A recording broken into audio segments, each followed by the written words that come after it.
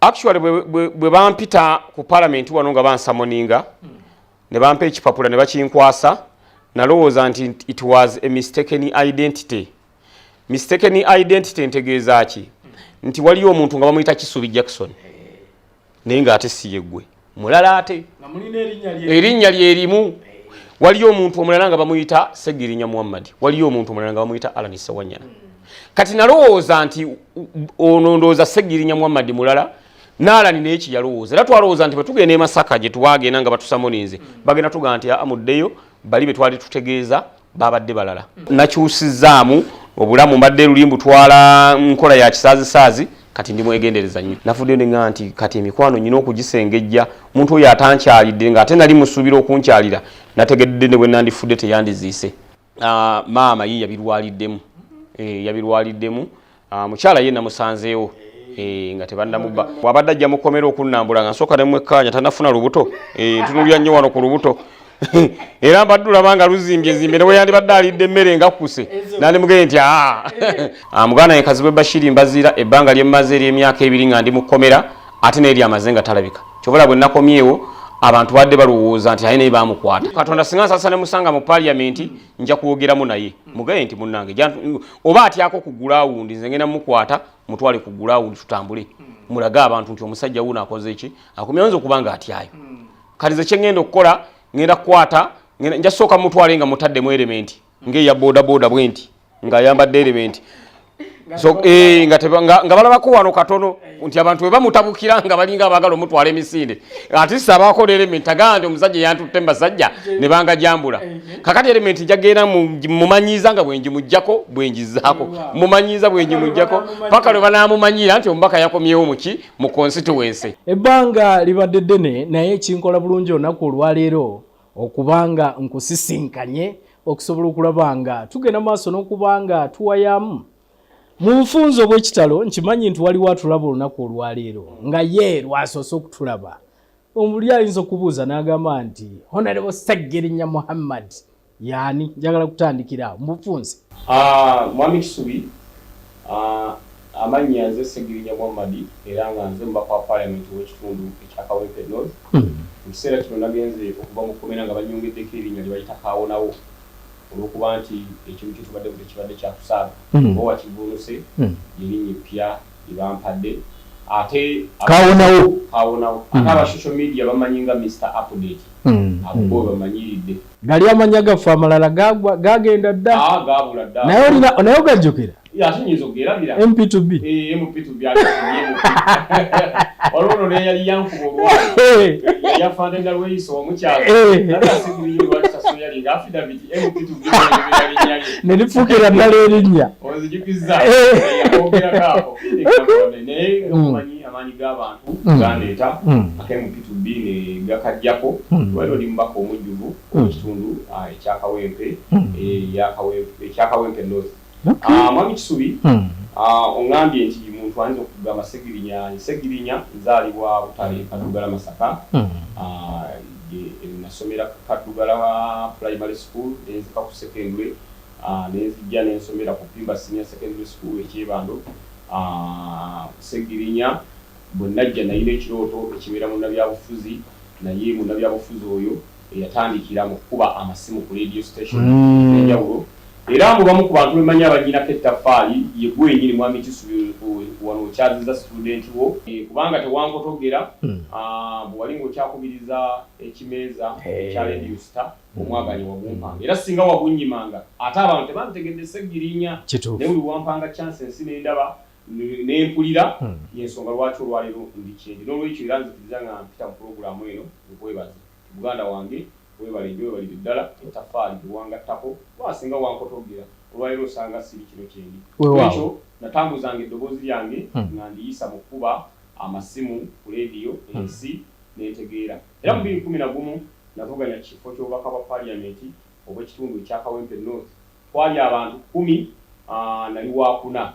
saperforminga bulungi because by then nali siina ssente atakalu keetaaga ssente ebipande nali sirina nayina ekipande ekimu nga kyentambula nakyo omulaba ng'abantu nga tugamba nga kitulekere nga magabagana kyennina kyokka kakati nemba nga Segirinya mu budde obwo saasobola kubeera nga mpangula ow'MP. Okay. 2016 bwetuuka ninga nti ow'MP sijja kubugenda kangende ku World Council. N'ogenda kuba kansala abantu 20 ku kifo kimu era bankwasa ballot eyo nga tugenda mu kalulu nga mpanvu ekomeri ninga nti simanyi na kumanya. Mwaka gwa 2016 nevuganya ku World Council kwali abantu 20 era abantu abo 20 nimba wangula nenyingira ekitongole kya KCCA nga Lord Councilor by then idi yali mukyala Jennifer Musi ne Lord Mayor Yasu Kwago ya kwali netera nga tutambuza ne nkola bulungi nnyo ne mpereza abantu bulungi nnyo nga nkozesa ekifo ekyo kya Lord Councilor because gena kikozesa bubi ate bani mpadde bwe yayi kituufu ekyo naye yali minzaani abantu ko balina okulabira okupimira era minzaani eyo negisimatuka kubanga omuntu okubangwa kansala nafuke mu pina kyo sitani kinene nnyo kubanga wali weesimbye kubwa kansala lero si 5 oba nawe bangi abavaawo ne bafuuka ababaka naye bakupimirawo nnyo oyinza okulemwa kubanga oba ku lupimo abantu baagala balabe asobola okukola aweereza atya biki kati abantu balaba nga asobola okukola obulungi ne bagala Segirinya katumwongereyo afuuke omubaka era ne bankwata ne bansindika mu parliament naye by then wenabeerera Lord Councilor olwokuba nti eddoboozi lyalinga funda nga bwomanyi KCCA mu resolution tebazirespecti nga tebakola ki neŋŋamba nti nja kukozesanga enkola ey'okwekyanganga obabangawo ekyetaagisa naddala nga kikwata na parliament era nabeeranga kansala naye ng'onnengira mu kwetika TV mu nzu y'oku parliament egikwatako nzuuyo weetisa emigaati bantwala emisinde era we nabeerera kansala awo waayukirawo bokisa zange nga 20 musajja akwata jeke bokisa ogiwulirira mu magulu ayita mu mpale paka nkugambye waayukirawo amasuuti gange amayitirivu bantugisa ettaaya awo ttayi zange zagwirirawo mpitirivu nnyo naye abalonzi ne bagamba nti Segirinya katukujje ku mulyango gwa parliament tukuyingize munda era omwaka gwa 2021 ne nzijjira ku tiketi ya NUP nga ndi MP aspirant wa Kawempe North Constituency era Mukama Katonda nansaasira n'empangula era nze nali namba emu nali bbiri era nze nali ssatu nze nali nnya nze nali ttaano nze nali wasinga okuweebwa obululu eggwanga lyonna Uganda nawangula with 95%. Kigenda mbyafaalira eggwanga Uganda Segirinya Muhammad yawangula owa MP with 95% era nze yasinga. Segirinya nzijukira ebbugumu eryali mu kufuna tiketi olyose n'okaleeta abantu balindirira okuwulira twalinga balindirira papa ng'ebiseera bwe tulindirira okulaba ani gwe bagenda okulangirira nga papa abantu balindirira okulaba kidandala yalya Segirinya lya wali kuki mu kiseera ekyo ng'omutima gwali gutya ensonga eyo ensonga lwaki njagala abantu kyebandaga nga sinnafuna tiketi kyandetera okwagala abantu nengwa neddalunze kubanga abantu batuuka mu mbeera egamba nti bwe mutawa Segirinya tiketi n'ekibiina tukivaamu settlement ekolwangako ku muntu yenna yasooka kunze bukyanga byabufuzi by'eggwanga Uganda bijja bibaawo nti abantu ne balemera ku muntu nga bagamba abantu batuuka okubeera nga bankubira n'amasimu tubuulire oba tikiti tonnagifuna ffe ekitebe tugende tukirumbe bulungi tubuulire ne bagamba nemubeere bakkakkamu waliwo process eyitibwamu okufuna kaadi naye ne bagamba nange ndi sure nti kaadi ki naye wali otebenkedde nali ntebenkedde kubanga mukama wange eyali agaba kaadi by then nali kimanyi bulungi nnyo nti akkiririza nnyo mu maanyi g'abantu bwawulira abantu abangi kyeboogera kyatambulirako era singa abantu bagamba nti Segirinya tebamuwa tiketi era tebandigimpadde naye abantu bonna tiketi yange bagibanja abantu ababanja tiketi yange bali babintu biti bisatu abantu abanaku nga bagamba Segirinya asobola okujjukira omunaku kituufu abantu ba self-made nga bagamba Segirinya musajja self-made ate omuntu atobye ng'abonaabona nze mpise mu revolution y'ebimeeza mpise mu revolution eya tiyagasi mpise mu buli mbeera yonna ey'ebyobufuzi so ndi tested era yensonga lwaki mukama wange bwe yawuliranga eddoboozi ly'abantu lyogedde nga liga Segirinya aweebwe kaadi okubuulira mazima lwe bampa kaadi nafuna amasimu sigalabanga nako buli omu ng'agamba congratulations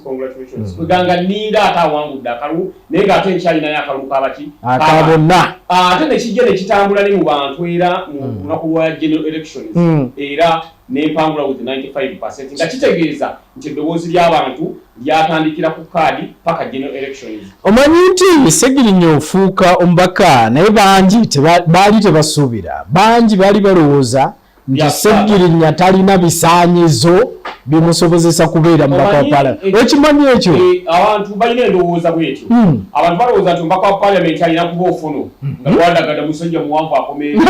Abantu balowooza nti omubaka wa Parliament alina okubanga profesa kyebalowooza nti agala Ssegirinya taleka profesa basomera mu masomero ga mu byalo. Kati wabeho profesa Abbe Makerera gyavuganye nange awo kye bayita ballot. Yajja kawempe wali. Akaluka abantu. Ajja mu kaluka abantu nga profesa alina ebitabo bikomanga wano bijjuza gundi. Tukayingire bw'anasembe ajja kufuna kabo alina okufuna akakeko kale mu kyalo tajja mu. Ekiwulira. Awo usanga atikinze. Ekyo omubaka wa Parliament abantu bakonsidalinga ebintu bingi. Bakonsidalinga neeyisaayo. Ne bakonsidalinga ddala oyimiridde ensonga zaabwe ojja zoogera. Ogenda balwanirira olwoyimirira nawo mu kiseera ekyakazigizigi abantu bakonsidalinga ebintu bingi. Abo be balonzi ate ne mu Parliament eriyo bye baagala. Kati mu Parliament waliyo kye bayita parliamentary representation okuggyayo ensonga z'abantu era ze njagala okubeera nga nzijagula kuba sinaweebwa mwagaanyi because okwogerawo mu Parliament tonnayogerako mu Parliament sinaba kubanga bankwata myezi 2 nga wakagenda mu Parliament ate ne mala emyaka 2 ng'oli mukomera nga ndi mukomera kati sinafuna chance kakati bano balinga balina kye bakama banga bali mu Parliament balinga balina kye baagala okuggusa nti Ssegirinya aggire ku listi y'abo abatawogerangako ki mu Parliament mbalengera bwawe naze ne maiden speech yange ngati bangasooka ogituweemu tusooka tugitunulemu ovuiki ekitakkirizibwa twataweza kumanya nti ate ne ngenda okwogera onasooka bitunulamu otandika okugjamu kati kino kijjeemu kino nakyo nkigamba ate maiden speech tabilina gino jjolamu ogenda ogjamu ebintu kakati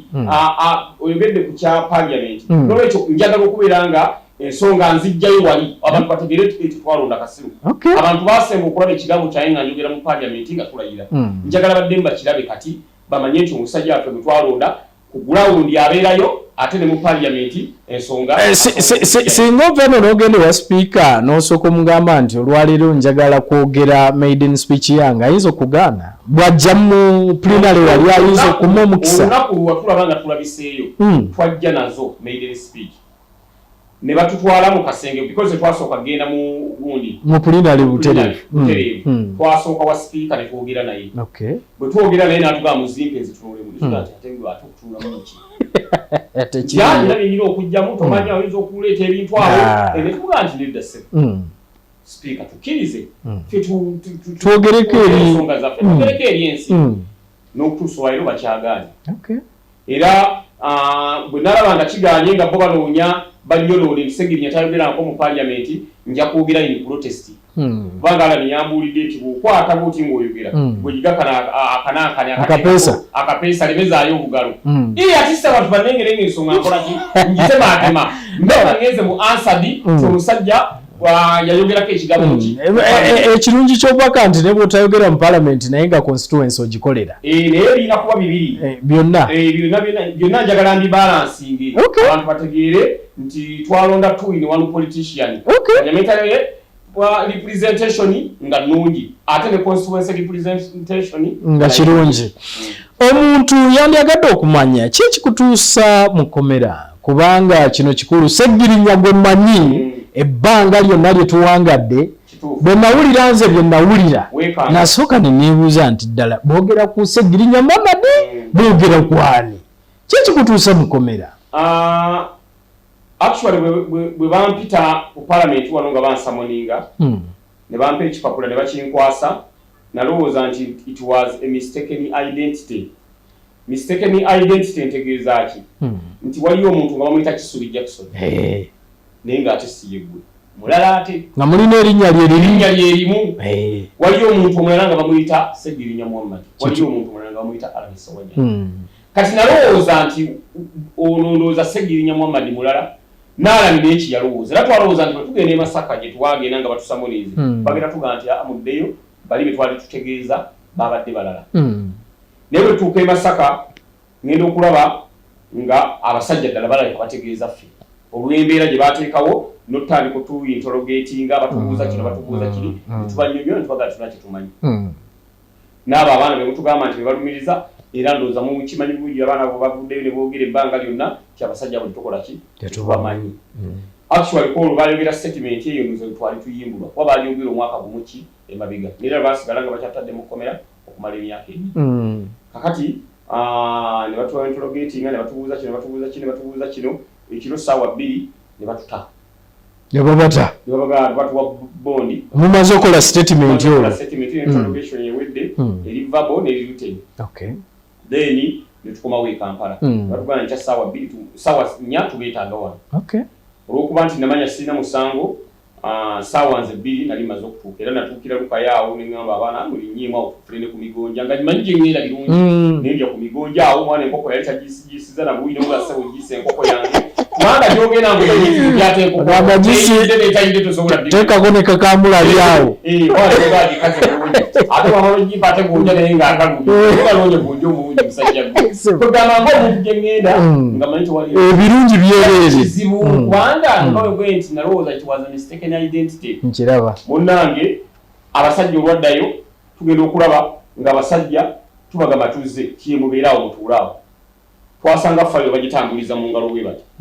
wayita eddakiika 2 ngenda okuba omusajja fayiro agikubye enkwawo kati nga nze aludde ebintu by'okwekalakaasa n'ebya kooti nemanya nti fayiro bw'ogiraba mu nkwawo wano eba kooti ngamba alani fayiro nga ngiraba mu nkwawo omusajja mwagitadde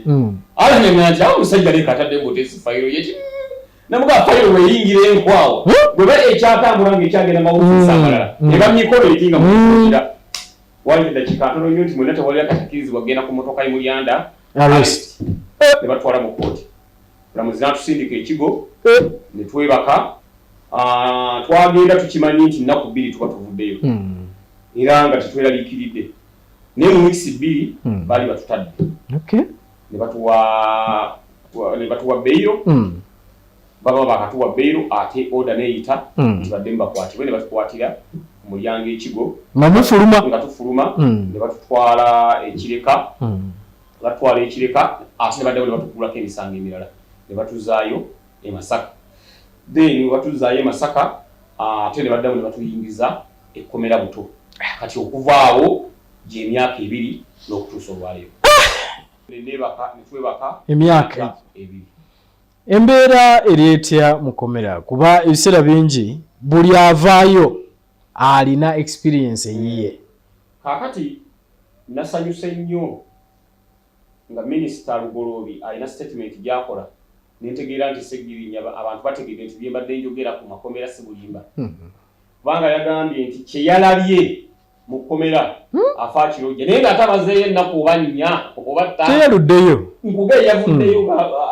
bamukwata lwa 5 lwa 6 lwa Sande yakomawo ndowooza oba lwa 4 oba lwa 3 yavuddeyo ng'alina enkoko enjiira amazzi katugambe ka wiiki naye yavuddeyo ng'alojja ne kati gwe kubaganyaamu abasajja bakubawo ennaku 365 ne baziteeka wali ne bakwata 365 endala ne baziteeka wali emyaka 2 ye mu nnaku 4 alwejjanga lutabaalo ekyo kyandaze nti ekyo kyayongedde okulaga ensi nti Segirinya byayogera ku makomera si birungi ekkomera kyekintu kyotayagalizanga munno nze nabo baminisita bali mu kusiba ebyamabaati nze saagala abatwale mu kkomera nze njagala bwe babanga twagala ensi eve mu abantu abo baleme okuddamu obutatwala bintu by'abantu baswazibwe buswazibwa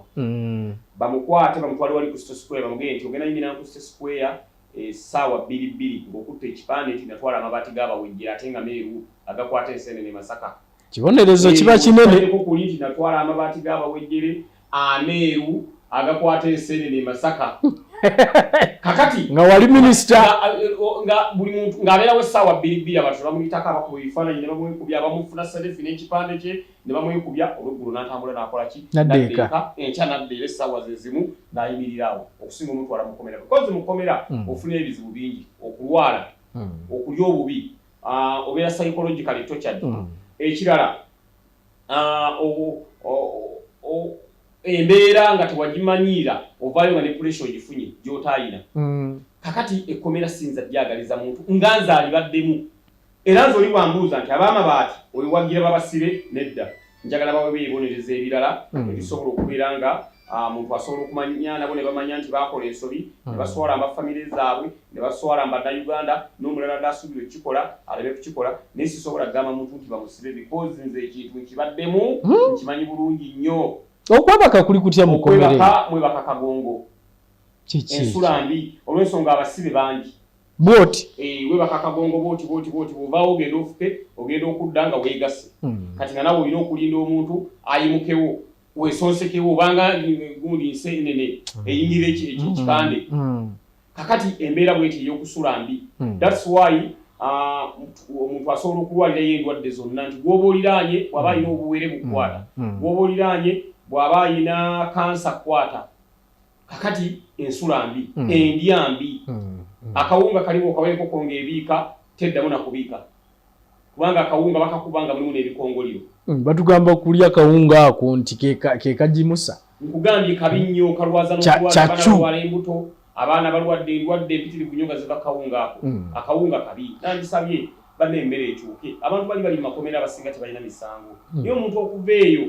nga bamusibira bwereere naye nga akawunga kamulwazizza mwakakaawa n'okukaawa obuugi osobola ekikopo ky'obuugi okitabula mu gundi ate tampeko ya sukaali ojja mu kiri ekikaawa bukaawa bulinga omululuuza osobola okunywa ekiwomero. Lwaki abantu mbawo obuugi obukaawa nti anti ebikaawa ebiwonya omusujja tuga aluga nti enkola ey'okuduula naye tosobola kunywa buugi buli bukaawa kwegamba embeera mu kkomera tokyeri etya kubanga Segirinya nakulabako ku TV ku zino conferencing ng'olaga n'ebigere nga bivunze tokya eri mu kkomera tokya eriwa tokya osagifunira mu kkomera wano kuli arrest nga bantadde mu drone bwe bankwata ne banfumita ebigere muri arrest. That's why njagala genda kufuna specialized treatment ndabe bwe banfumita tebalina kye banteekamu kubanga ndaba nkogera ku speed ya yiriyiri nayingira ekkomera nga nyina kilo zange 15 nazze mujjo linnya kamizaani nga nyina 45 naate mukomera bakulaga nga ogejja bugezi ate nagejja bagamba labe ttama kwali kuzimbulukuka ogejja n'okuzimbuluka byanjawulo kati lwaki ate tusalira ku speed ya ogejja empewo yali empewo sinagejja kuzimbulukuka omuntu asobola ozimbulukuka naye nga tagezze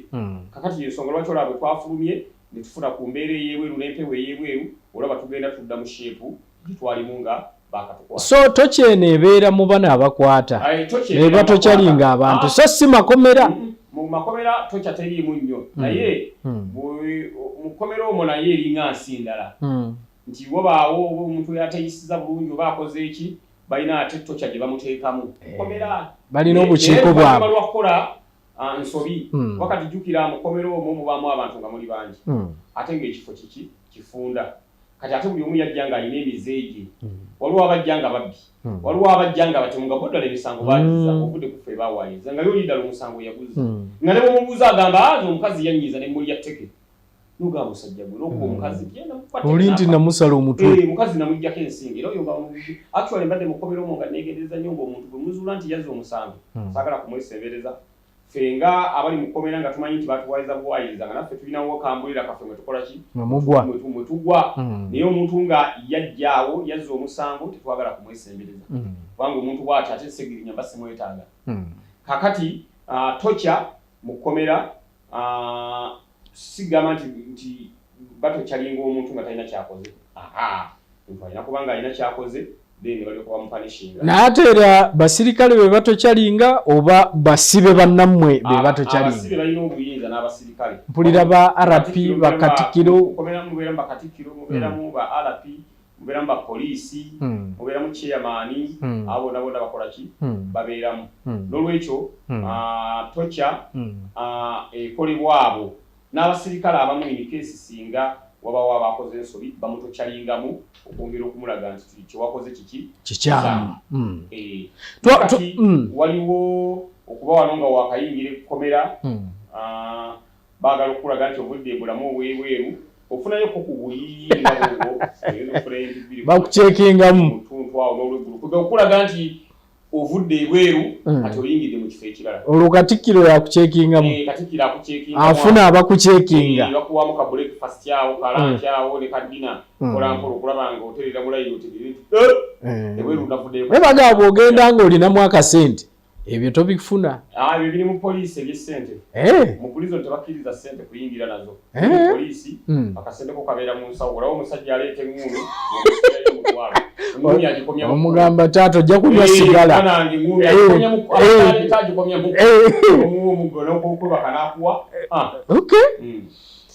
awatulaba omulungi tuli n'omubaka Ssegirinya Muhammad gwe tuwayaamu naye olunaku olwaleero ku byamutuukako mu kkomera eyo gy'amalidde ddala emyaka 2 nga musibe n'agamba musibe atalina musango gwe yazza. Ssegirinya, mu kuvaayo wano waliwo ebigambo bingi era ebyogeddwa nti waliwo negotiations kyemmanyi nti naawe wabiwulira ng'abamu bagamba nti okuvaayo abasajja bano bateekwa okuba nga waliwo okukkaanya okwatuukwako y'ensonga lwaki baava mu kkomera eyo. Teri ate bwe mwavaayo ne musooka ne mubulamu ennaku nga ziizo era abantu nga beebuuza ate gye muli embeera ewo yali etya? Eddembe ly'obuntu tebaliteesaako. Toyinza kuteesa nti eddembe lye likuweebwa ssemateeka erya bailo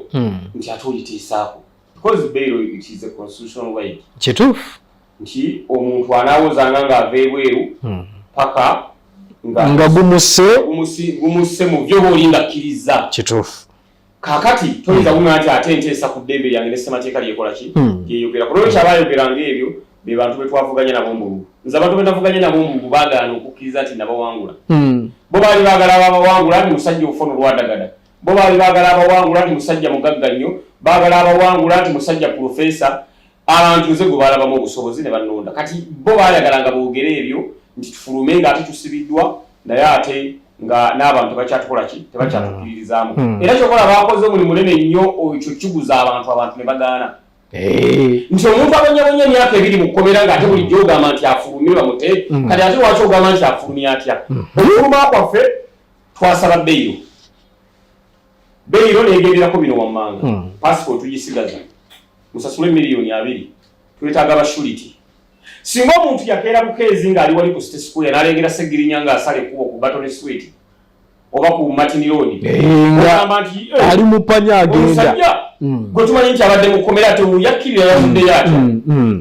Naye twayita mu kkooti. Ne tuteekayo n'abatweyimirira nakatukyalipootinga. N'okutuusa kati passport bajazitumye tugende tufune kye bayita specialized medication. Gwe twateesa naye ng'atuta lwaki ate passport tetuteesa naye n'azituwa. Kituufu. Kitegeeza oyo yali just propaganda eri abo abalyomi abatatwagaliza birungi. Naye ffe twafuluma nga tufulumidde mateeka. Bwe tufuluma lwaki twasooka ne tubulamu nga tetulabika twafuluma tuli balwadde. Muntu omulwadde ate tebayinza kulengera nga weegana mizindalo gya media. Kuba ffe tuba tulina okunoonya. Mulina okunoonya. Ate bwe temufaayo obanke ekitindo bankoze ekimu oba mwagala mawulire. Ate awo oba okoze abiri. Ne tugamba kasooke tuterere tujja kwogerako eri ensi. Era bwe twatereera ne tugenda ekabookya ne twogerako eri eggwanga ne tulinnyonnyola nti bannange twayimbulwa mwebale kutusabira.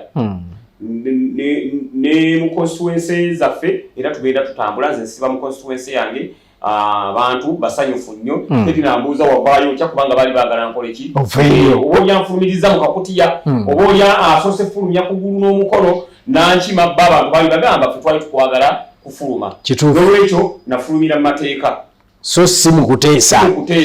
constituency wagisanga otya wagisanze otya constituency nagenza okudda ng'ebintu projects zaafa ze nali ntandise project y'eddwaliro nasanze lyaggalwa. Ssegirinya walina speed. Nalina speed kubanga era buli omu yali yeebuuza. Ssegirinya ssente zinaazijja wa? Ezikola ebintu bino mu speed bweti. Bo wennyini wanzijjako ko interview. Kituufu. Ne kugamba nti mu nnaku zange 10 ezisooka. Nga bampadde miliyoni 2 ez'emmotoka. Mugenda kwewuunya mwenna mugambe nti twali twafiirwa Dombaka alinga Ssegirinya. Nze bagenda okunkwatanga abantu batandise okusenguka badda mu Kawempe North. Ng'ennyumba n'okulinnya zirinnye. Neewuunya by then nga ntandise okukolera constituency buli kimu kitambula nafuna essimu ya mama Fina namwe ati segirinya ndonyeza rumu 2 omwo ndonyeza rumu 2 taddeko mukawempe ntaddeko baboroka banonyeze takandi gule babuze kati nyago ndonyeza rumu 2 at least nange suleko mu constituency yo kugaba abantu kabala sokusenguka okuva mu constituency ezendala bajja wangi naye abantu beebuuza sente zijja wa sente nakwata obukadde 2 obw'emmotoka obwampebwa ningamba nze obukadde buno 2 ngenda buteeka abantu because nga njagala okujja weeri enkola egamba mbu mu mpeso okendye mu munali oluvannyuma nze enkola eyo nengikyusa because Katolwama yaleeta enkola eyo kati yawunzise tazzeeyo kituufu yawunzise ye yalidde ekisanja ekisooka yalye ekiddako bo balye kati yawunzise tazzeeyo kitegeeza abantu tebakoze eki tebaalidde ye yalya nenkyusa enjogera eyo neŋŋamba nze musooke mumpemmwe musooke mulye then nze naali oluvannyuma ye yabadde enkola yange ey'omukawempe north okulanga nsooka enkole empowerment eri abantu then oluvannyuma nange mu kisanja ekiraddako nange ndyeko kituufu naye kuba nze ngaamanyi nti entamwe ewulira muliro gusooka that's why najja negundi ne approach eyo era nenkwata ssente ez'emmotoka nenkola mu Kawempe North Technical Institute nenkola mu eddwaliro nenkola segibox nali ndeeta ne baasi netwalanga abantu baffe ogenda okukola n'okudda ebyo byonna nga mbikola ku ssente ezo emiliyoni 2 wabisanze otya that's why abantu ne bagala segirinya ssente azijjawa era bwe bankwata ne bagaba oba ssente omusajja yali azimuwadde abamu bwe bagamba oba ssente zino zeyali akozesa naye kati mba nnyonnyodde temmotoka gye mwaŋŋamba ogula nagamba sijja kugigula kasipaasiyo kange kammala kinnuma nnyo okulaba nga nze segirinya ng'omubaka ndi empowered nnyina buli kimu naye nga benkulembera beeryankuta n'omugongo gutambulira bweru njagala nnyo abantu bange babeere happy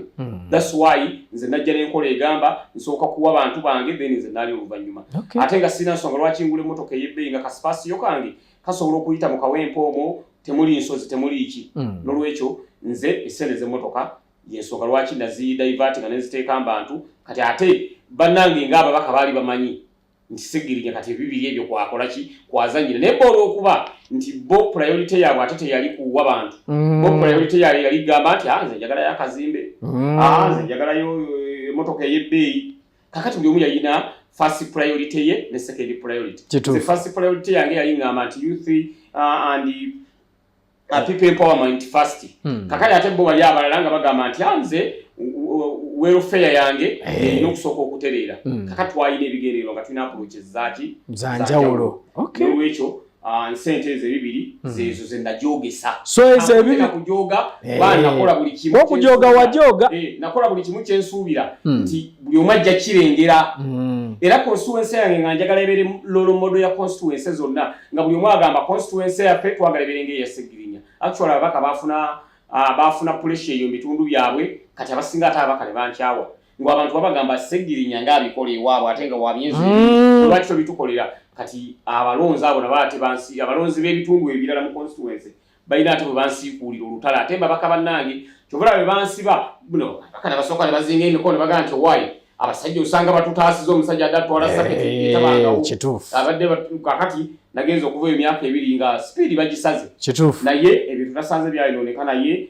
ngezaako okulanga eddwaliro tulizaawo njaga tandika sonda 10 ow'enkumi 5 ow'olukumi waaki tuzeewo eddwaliro erimala okuddawo nze ng'omubaka nja kuba nsobola okugula eddagala ne nditeekamu naye obudde buno embeera gye ndimu si nnungi olw'ensonga siri kati financially stable olw'ensonga essente tubaye tuzikozesa mbalooya tubaye ne balooya ab'obwerere n'ab'essente looya ow'obwerere asooka abadde liyasiro kwagulira kanso ow'okubiri Shamim Malende abalala tubadde tubawa ssente otuwolereza kati ssente ezandigenze mu kutandika eddwaliro ate zaagenda mbalooya kati obudde buno mba nyina kugenda nga nnoonya abagabi b'obuyambalina kyalina ddwaliro liddewo kubanga abantu lyabayambanga ate teryayambanga abantu ba Kawempe North bokka lyayambanga abantu bonna mu bitundu ebyenjawulo family eyo wagisanze otya omanyi wali mu kkomera eyo nendaba maama ne musaasira kubanga maama yatambula maama yakaaba neŋŋamba nti ho kiki kino family wagisanze otya family nagisanze kati nga maama ye era nga bw'obuuziza ku kyamaama nagenza okudda nga yadevelopinga hypertension yafuna pressure yadevelopinga hypertension kakati obudde buno era ali ku ddagala tumujjanjaba naye nga teyalina pressure nga tebannankwata pressure agifuna abankutte kubanga nze nali yingiri nga nze mujjanjaba bwayo ekyennyanja n'akirya bwayo akakuko n'akalya kateekuka ekiseera nga tokyasobola kukola ki kubifuna ate nga alina okugenda nga gyalaba nti bavunaanyizibwa mu kuyimbulwa kwange agenda ateekeyo obutali bumativu bwe era nga mulaba wuuyo ku parliament wuuyo wa minisita mawo wuuyo wa n'olwekyo maama ye yabirwaliddemu mukyala ye namusanzeewo naye bagamba bw'oyagala mukamusibe olwolukonosi ate otuuka kuffe nti buli omu abadde alina okumanya nti akati tebateereddwa kituufu nti nagenda okutwalira omukazi omukazi aba naye nga bwali wano ku social media wategere kusajja bamutadde n'afuluma kubanja ffe byali byangu nnyo nagenza okudda nga waali ate bw'abadde ajja mukomera okunnambula nga nsooka nemwekkaanya tanafuna lubuto era abatulaba nga luzinbyagadde emmere nga kkuse nalimugee nti waliwo ekikyamu nagenza okudda nga enteekateeka eya famire bwetyo bweri ye maama yabirwaliddemu naye nja mujjanjaba ajja kuterera ekirungi ndi bweru. Omuntu ayinza okubuuza nti mu bino byonna by'oyisiimu kikyoyigamu? Nayize ebintu bibiri mwami Kisubi. Ekisooka emikwano. Nze nyina abantu nga bali mikwano gyange nga tebannansiba. Naye sibalabyeko bannambula mu kkomera ne mu kkooti nga tebazzeeyo. Kyokka nga nze baafunanga ebizibu ate nayimirirangawo embeera yonna. Nenkozesa ne peegi yange ya Mr. Update ne mbasondera ssente kuba abantu nga banzikiririzaamu nnyo ne bagamba naye mutusondera onaali bubi. Naye olaba omuntu nga talinnyeko mu kkomera mu kkooti. Navudde nga nti kati emikwano nyina okugisengejja muntu oyo atankyalidde nga ate nali musuubira okunkyalira nategedde ne bwe nandifudde teyandiziise. Kubanga olaba tonkyalidde nga ndaba olwo bwe nandibadde nfudde bufi nga sikyadda waba ofuba tokyadda. Kati ekyo kyanjigiriza nnyo. Ekirala nayize kibayita okwegendereza nti olwaleero ku ofiisi yange wali ekyebando nga babbasalizi nenakyusizaamu nage bwoba onona basale omwana si yajja maama yajja oba taata kubanga omwana ono asobola okujja nga bamukuteze n'agamba ndeepinza nkutte n'ogwa mu ttabbu mbadde mukomera abasibe bangi nnyo abali mukomera mu mbeera bwetyo nga babateze butezi waliwo obusajja buzeeyi buli eyo kigo buli mukomera bagamba bwaleepinga abaana naye ng'omusajja n'akantu kaafa dda ali myaka 8 tamanyi na bigenda mu maaso n'akantu kaafa naye nga abaamukola ekyo baagala twala ttaka lye. Kakati navuddeyo nga ngize ne nti okwegendereza kati kw'amaanyi nnyo luli ebintu mbadde mbitwala kisaazi nga sifaayo ne kati obudde buno ne babooza mmotoka yange omuntu awayimirirawo lwaki bayinza okukwata essasi ne balisuula mu mmotoka ayinza oteekamu omusokoto gw'enjaga oba wakatambulako katono nnyo ne bakuba omukono ne bagamba twagala kusaakinga mmotoka eri ne bagamba nti omuntu ogitwalawo so kati okwegendereza kw'amaanyi nnyo byobutwala mubadde mutwala kya bulijjo okulya nze nga nyingira woteeri ne ngaba mpa emmere ndye nga sifaayo obutwala ewaka ndya buli naye kati ndya n'omukyala ku suwaani tulya ndya wakoza wenkoza oba yabagimbege kale tufe babiri tugenda babiri bwe ngenda mu woteeri nga njagala kulya mmere situmya gwe nsanga alya gwenteresa naye nti wahi bakuweeyo nze ndekere eno oba aliddeko oba akoze eki oba nnyema wasigaddewo magumba muga nti gwe tofaayo gwe bakuweeya watya gwe bateza akatwa ate batya esoboka sebo tajetiyebaze nange nsooka neepimamu awo omusajja oli baleka tebamuyinaako obuzibu emuzeeyi bakuletere yiyo so nakyusizaamu obulamu mbadde luli mutwala nkola ya kisaazisaazi kati ndi mwegendereza ekinaddirira ekisembayo y'ensonga ya ssemateeka wammwe wa Nuupu siyinza genda nga sijogeddeeko kubanga nalabye nga mwavuddeyo ne mugamba nti ebisanja bibiri ekikyasembyeyo bannayuganda kibaakalaba ye Honorable Mpuuga ng'avuddeyo ng'agamba nti takkirizaganya ye na bisanja ebyo ebibiri okutwaliza wamu. Gwe ki kyoyogera ku ekyo? Nuupu teziba mu mwa gwa muntu. Tulina freedom of speech. Buli muntu aleeta endowooza ye. Wabula ng'oleeta endowooza yo nga bwe bagamba winner takes it all. Nti abangi kye basalawo kye kikola ki? Bwe basonga kye kigenda. Kigenda mu maaso. Kakati nze nzikanya n'ebisanja ebyo. Ebibiri. ebibiri olw'ensonga ekimu ku kireesa obuzibu mu nsi muno be bantu okubeera mu bifo nga tebabivaamu. Bona abaka parliament nze bentunulirawo n'ennyenya n'omuntu bagamba Museveni agende naye ate nabo tebagenda bali mu bisanja 15 bitano ali myaka 2 agamba Museveni agende nange sisiriyo gwala yakavaayo bimeka ali musanvu kuba yajjana Museveni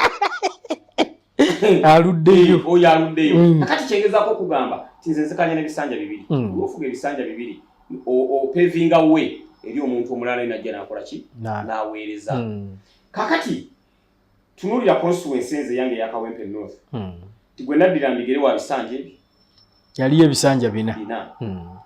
bwe ntuko okuvuganya ku kifo ky'obubaka bwa parliament era nadda ekyokutaano akole ki avuganye ne muwangula yali wakutaano okirabo yavaamu nga talina kitiibwa kituufu ng'aswadde so nga singa teyadda kati singa yeyeebuzibwako ensonga singa era nsituka n'enveera Kawempe wange ekyebando n'engenda ekisaasi nti muziya mpaamu ku ndotisaawo naye olw'okuba nakuba mukube kakati ngamba ki ngatakkiriza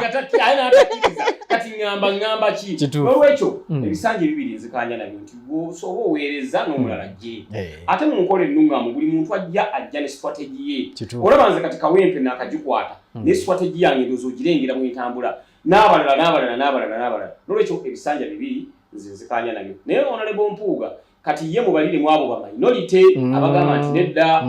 kyekiri kyegwe ekya freedom of speech nti wabaawo buli omu alina eddembe okweyogerera sayidi egamba nedda ne wabaawo sayidi egamba ye twabeeranga mu masomero wabeerawo baproposa ne bopoza kituufu okitegedde naye baproposa basobola okuwangula oba baopoza basobola okuwangula kakati mu Nuupu abawangudde be bagamba nti ebisanja bibiri kubanga awo naffe nawe twakola ki twasimba kati oli ye ndowooza ye nga muntu onali kino tekigenda okubatwalako ababaka abawerera ddala kubanga bangi beeyagaliza bangi balabanga obusanja obubiri butono akibi nnyo okuba n'omululu mu byobufuzi era ngamba baganda bange tukkirize n'ekyebisanja ebibiri kubanga olwayo olwona abatagenda kuddayo okyakaayanira bisimala batongeza ebisanja simanya bibeka simala bibina simala bibisatu waliwo abatagenda kuddayo ng'ogenda kukoma ku kino nange oyinza osanga segirinya sigenda kuddayo nga kino kyengenda okukoma n'olwekyo omulugube si mulungi tukkirize ebisanja bibiri nga Kenya bweri kuba twagala nnyo okuzimba demokrasi twagala nnyo Nuupu okukola ebintu ebyenjawulo bya ebintu ebitabaddeewo nga bw'olaba najja ne strategy empya mu constituency n'enteeka ensi ku bunkenke zigenda teeka ensi ku bunkenke ono abadduka ew'omukulembeze w'eggwanga ne bamugamba Segirinya ebyakola leka ayagala kuvuganya omwana oyo mugenderere aleka ayagala kuvuganya olw'ebintu ebipya bye nakola ki byewajja nabyo najja nabyo kitegeeza buli muntu omupya abaze alina strategy gyajja nayo tukkirize tukulembere ebisanja bibiri n'omulala gy'aweereze nze ate oba ne bandigambye kimu yadde abantu banjagala banfiirako mukijja sandize nga abantu kubanga njagala nnyo okutambulira ku ssemateeka kyekola ki kyegamba ate ssemateeka tekoma ku babaka ba parliament bokka ne ku mukama waffe Robert Kyagulanyi Ssentamu era ssemateeka amukwata nga president w'ekibiina naye ssemateeka amukwata ebisanja biri we biggwako nga wabeerawo okulonda wabeerawo delegates conference nga president omulala akola ki akwata mwezi okusanga nange Segirinya awo enfunidde gaapu ebaka ekyo kwa president w'ekibiina nekwata siteringi netutambula wogendedde okomawo benjagala osembyayo ye Dr. Kagabo ne Bashir Honorable Bashir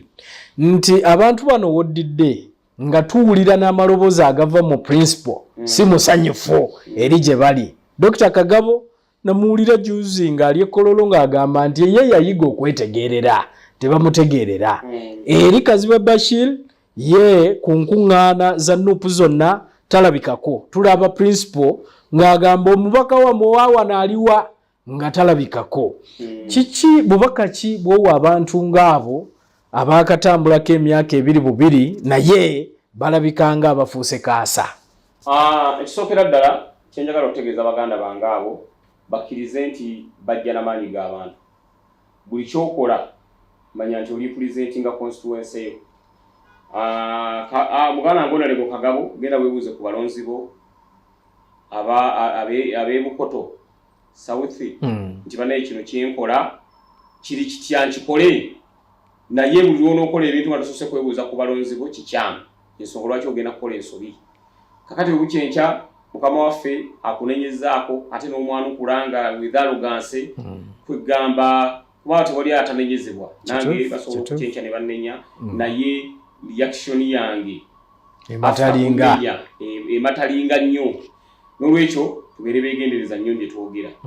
muganda wange Kazibwe Bashir mbazira ebbanga lyemmaze ery'emyaka 2 nga ndi mu kkomera ate n'eri amaze nga talabika kyobula bwe nakomyewo abantu badde balowooza nti ayina ebaamukwata niki ekyatuuka ku Kazibwe simanyi kyobula abantu banga kati nyina obuzibu tintwala constituency 2 Kawempe South tebasobola kujja n'embagoba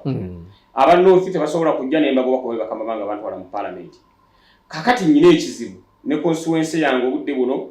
bingi kati ebigyetaagisa olw'ensonga emyaka 2 gyemmaze nga siriiwo bingi ebyafa naye kati Kazibwe talabika era kati abalonzi balowooza mu parliament abaayo mulengera sinaba mulabeera abaayo mulaba mu bukiiko singa sasa ne musanga mu parliament nja kwogeramu naye ogaye nti munnange oba atyako ku ground nze ngenda mukwata mutwale ku ground tutambule mulage abantu nti omusajja wuno akoze eki akumyanza okubanga atyaye nga yakola yuki ati simanyi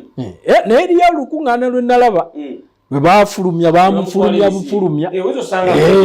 osanga okuva ku olwo kati ze kyengenda okukola ngenda kukwata nja sooka mutwale nga mutaddemu elementi ngeya bodaboda bwenti nga yabadde elementi nga tebamulaba nga balabako wano katono nti abantu bwe bamutabukira nga balinga abagala omutwala emisinde atisa abako elementi agala nti omusajja yantutte masajja ne banga jambula kakati elementi jagenda mumanyiiza nga bwenjimujjako bwenjiza mumanyiiza bagalwe banamumanyira anti omubaka yakomyewo muki mu constituency yeteekateeka gyegendo ezibu weewaawo njagala kyolekera bannayuganda abo batulaba essaawa eno akyendekera bannayuganda abatulaba neebaza ligo ttiimu yaffe olw'omulimu gwe yakola otununula neebaza ekitongole ekiramuzi omuli ne Ssaabalamuzi nti mwebale nnyo kubeera nga mwa respecting amateeka kubanga Ssaabalamuzi nga tebannatutayavaayo n'akola statement n'agamba nti bannanga basajja myaka 2 bali mu kkomera lwaki tebeeyimirirwa waayita ebbanga ttono nnyo ne batutakitegeeza nti Ssaabalamuzi taffaali yateekako ddene ate n'omulamuzi okubeera independent n'agamba nti abantu bano kabateebwe because it is our constitutional right okufuna bail olwekyo bannakawempe bategeeza nti ebintu byaffe byonna ebyafa ne byonooneka temutya byonna bigenda kukola ki bigenda kudda woofiisi yaffe ey'ekyebando weeri okulaba nga ekola ki ebaweereza PA personal secretary personal assistant wange Lwemba Luswa abaawo okwongera okulanga abakwasaganya ku kikwatagana ebbasale n'ensonga ezimu ze mwagala okwebuuza ate nze mummanyisiri MP wa Kawempe North yokka ndi MP ow'eggwanga n'ow'ekitundu ekirala bw'oba oyitawo ku woofiisi yaffe ekyebando tukigana kukyamawo n'onywa ku luwendo lw'amazzi n'onywa kasoda n'obuuza ne ku mubaka ne weeyongerayo kubanga eyo ofiisi yammwe ofiisi eyo abantu abalina ebizibu ofiisi eyo abantu abalemereddwa osobola okujja ne tutakuwa ssente ne tukuwa ideas ne tukuwabula ne tukukansolinga kugamba okwongera okulaba nga enteekateeka y'eggwanga etambula naye nga mbasuubiza wendi nnyo tujja kutambula mwongere okunsabira nzisuuke ate mwongere okusabira projekiti zaffe ze lwali tutandise ziddewo mwebale nnyo mwebale ddala Ssaabasajja Kabaka wa Buganda wangaali weewaawo atrabo mulungi nange njagala okwebaza Honorable Segirinya gwe twogeraganyiza naye olunaku olwaleero sebo nkweyanziza weebali kumpa kadde ne tugenda mu maaso n'okuba nga twogeraganya weewaawo atrabo mulungi tuddemu omulundi omulala mubeere bulungi mweraba